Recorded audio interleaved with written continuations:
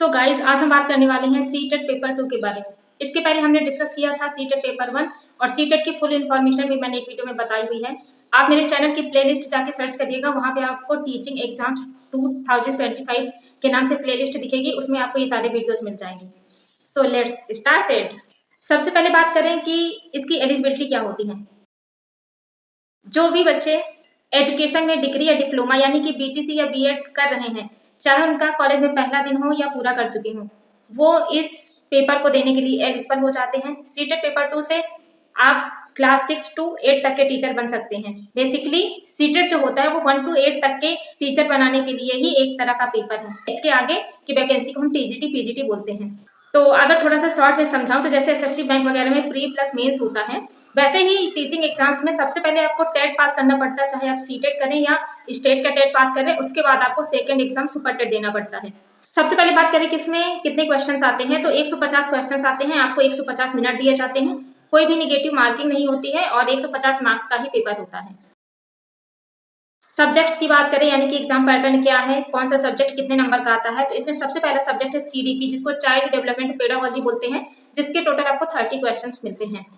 Second number पे बात करें तो आपका जो सब्जेक्ट होता है, जैसे अगर आपने बैचलर डिग्री में सब्जेक्ट आपका साइंस रहा है, मैथ फिजिक्स केमिस्ट्री, तो वो सब्जेक्ट होंगे। बायो रहा है तो वो सब्जेक्ट होगा, आर्ट रहा है तो वो सब्जेक्ट होगा। ठीक है, आर्ट में हिस्ट्री ज्योग्राफी ये सारी चीजें आती हैं। तो आपका सब्जेक्ट आता है 60 मार्क्स का, और सब्जेक्ट में आपकी सब्जेक्ट होता है और उसकी पेडागोजी होती है। मान लो मैं मैथ और साइंस से हूँ, तो मेरे में मैथ फिजिक्स केमिस्ट्री सारी चीजें आएंगी, तो मैथ आएगा 30 नंबर का और फिजिक्स केमिस्ट्री बायो आएगी 30 नंबर की। ठीक है, अब 30 नंबर में आपका सब्जेक्ट आएगा 20 नंबर का, 10 नंबर की पेडागोजी। ऐसे ही फिजिक्स केमिस्ट्री बायोलॉजी आएगी आपकी 20 नंबर की और 10 नंबर की पेडागोजी। कितने हो गए? 90 मार्क्स।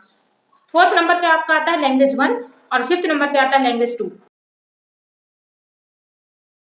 लैंग्वेज का खेला मैंने पिछले वीडियो में भी समझाया है, तो सबसे पहले रिक्वेस्ट करूंगी कि आप लास्ट की जो 2 वीडियोस है ना, उनको जरूर वॉच कर लीजिए, सीटेट पेपर 1 का और सीटेट फुल इन्फॉर्मेशन वाली वीडियो। लैंग्वेज आपको टोटल 20 चूज करने के लिए दी जाती है। लैंग्वेज 1 में आप एक लैंग्वेज चूज कर सकते हैं और लैंग्वेज 2 में आप दूसरी कोई लैंग्वेज चूज कर सकते हैं, सेम लैंग्वेज चूज नहीं कर सकते हैं। थोड़ा सा टिप ये दे दूंगी कि लैंग्वेज 1 की लैंग्वेज थोड़ा सा टफ आती है, इसमें थोड़ा सा गद्य वाली चीजें कम पूछता, पद वाली चीजें ज्यादा पूछता है, तो आप ऐसा लैंग्वेज चूज करिएगा लैंग्वेज 1 में जो आपको ज्यादा अच्छे से आती हो। सिलेबस की बात नहीं करूंगी क्योंकि सिलेबस के लिए बहुत सारे वीडियोस हैं, आप सिलेबस खुद से डाउनलोड करके लिखिए, क्योंकि सिलेबस आपके पास होना अति आवश्यक है। अगर आप कहीं कोर्स ले रहे हैं तब तो बहुत अच्छा है, वो टीचर्स आपको सिलेबस बताए ही होंगे। अगर सेल्फ स्टडी कर रहे हैं तो आपके पास सिलेबस लिखा होना अत्यंत आवश्यक है, तो गूगल पे या यूट्यूब पे सर्च करके सिलेबस बहुत अच्छे से लिख लीजिए। टोटल क्वेश्चंस होते हैं 150, तो लैंग्वेज 1 होती है 30 मार्क्स की, लैंग्वेज 2 भी होती है 30 मार्क्स की। लैंग्वेज 1 में भी यही होता है कि जो जैसे मान लो आपने हिंदी चूज करी तो हिंदी का जो पोर्शन रहेगा वो 20 मार्क्स का रहेगा, और लैंग्वेज 2 में मान लो आपने इंग्लिश चूज करी तो इंग्लिश का पोर्शन आपका 20 मार्क्स का रहेगा और 10-10 नंबर की पेडागोजी आ जाती है। अब टोटल बात करें कि पेडागोजी कितने नंबर की हो जाए, जिसको सीडीपी बोलते हैं, वही है पेडागोजी, 70 मार्क्स की हो गई। और आप ये समझ लो कि पासिंग मार्क्स 90 होते हैं जनरल कैटेगरी के लिए, ओबीसी एससी एसटी के लिए 82 मार्क्स होते हैं।